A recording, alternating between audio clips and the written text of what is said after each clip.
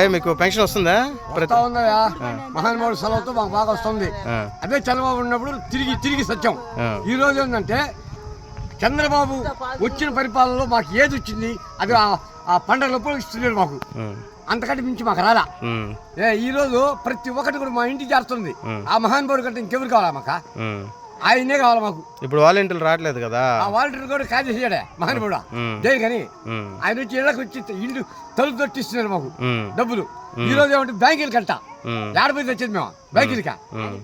మాకు అవసరం బ్యాంక్ అకౌంట్లు లేని వాళ్ళు ఉన్నారు, బ్యాంక్ అకౌంట్లకు వెళ్ళకుండా ఉన్నారు, కాలేజీ ఉన్నారు, పోయే వాళ్ళు ఉన్నాం.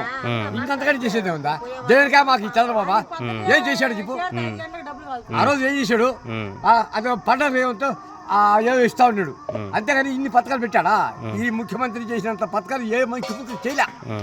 ఇదే కావాలా మాక? ఆయనే రావాలా అంతవరకే.